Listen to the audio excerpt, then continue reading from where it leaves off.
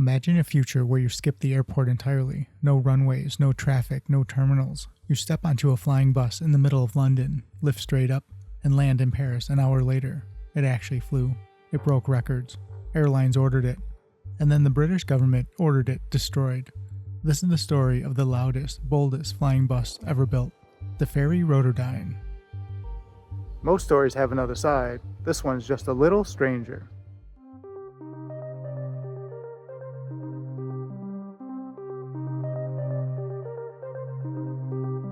I'm Bill, and this is Buffalo Air Park. Let's dive in. Picture Britain in the late 1950s. Post-war optimism is high, engineers are drinking heroic amounts of tea, and someone in the design office looks at a helicopter, an airplane, and a city bus and says, yes, all of that. What they came up with was the Fairey Rotodyne, a machine that looked like a flying bus, sounded like the end of days, and was supposed to change how the world traveled between cities. And here's the important part. This wasn't a concept sketch or a paper airplane. The Rotodyne flew. It flew well. And for a brief moment, it looked like the future. The idea was simple and wildly ambitious. A vertical takeoff airliner that could pick you up in downtown London and drop you off in the middle of Paris. No runways, no traffic jams, just straight up and away.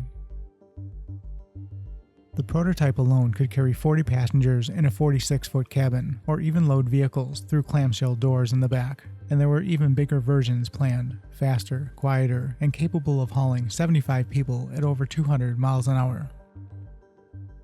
But the real magic was how this thing got off the ground.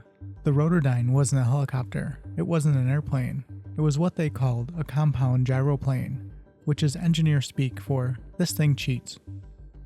Instead of driving the rotor through a gearbox like a normal helicopter, the Rotodyne used tipped jets.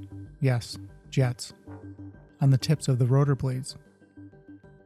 Two Napier Elan turboprop engines sat on the wings. In helicopter mode, they powered massive compressors that shoved air through the wings, up the pylon, and into hollow rotor blades. At the tips, that air mixed with fuel and ignited in tiny combustion chambers made from Nimonic 80, a heat-resistant alloy normally used in jet fighters. The result? The entire rotor spun like a giant kerosene-fueled pinwheel, like backyard fireworks. And because the power was generated at the tips, there was no torque trying to twist the fuselage, which meant, this is the clever bit, no tail rotor, no spinning blade at the back, just lift. So the Rotodyne would lift straight up, roaring like a mechanical dragon, and then something remarkable happened. At about 60 miles per hour, the pilot shut off fuel to the tip jets, the rotor drive disengaged, power transferred to the wing-mounted propellers. Suddenly, you weren't in a helicopter anymore, you were in an auto-gyro. The massive 90-foot rotor freewheeled in auto-rotation, providing lift, while the stubby wings carried most of the load.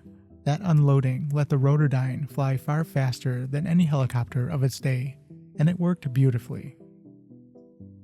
In January of 1959, the Rotodyne set a world speed record over 190 miles per hour, nearly 50 miles faster than the helicopter record at the time. It flew London to Paris. It stunned crowds at Farnborough.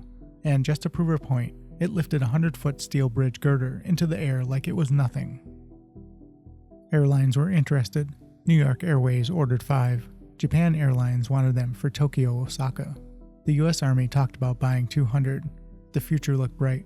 And loud, because there was one problem you could hear coming from 2 miles away. When those tip jets fired, the Rotodyne produced about 106 decibels, not lawnmower loud, not jet engine loud. One observer described it as a heavy locomotive pulling a heavy train uphill.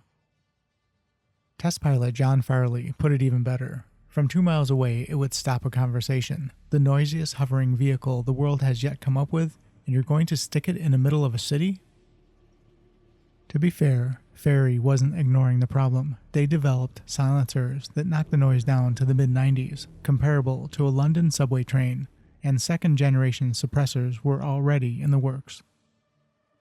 Test pilot Ron Gillespie even flew it over central London and landed at Battersea without a single noise complaint. But by then, the damage was done, and the real killer wasn't noise, it was politics. In 1957, British Defence Minister Duncan Sands issued the Defence White Paper, a document that declared manned aircraft obsolete and missiles the future. The British aviation industry was forced into massive mergers to survive. Fairey Aviation was swallowed by Westland. Westland already had helicopters to sell, licensed Sikorskys, their own designs, and they weren't eager to spend millions refining someone else's screaming flying bus. Funding evaporated, orders vanished, government support disappeared. In February 1962, the Rotodyne was cancelled, and then, just to twist the knife, the government ordered the prototype cut up and destroyed. Tooling, jigs, everything, gone. Today, all that remains of this record-breaking, future-changing machine are a few pieces, a rotor head, an engine, and a fuselage section, quietly sitting in the helicopter museum. The Fairey Rotodyne remains one of aviation's great what-ifs, a flying bus that actually worked, a future that briefly existed, and a reminder that sometimes the loudest thing in aviation isn't the engine. And that wraps up another tale from aviation's stranger side. Until next time, keep your eyes on the skies.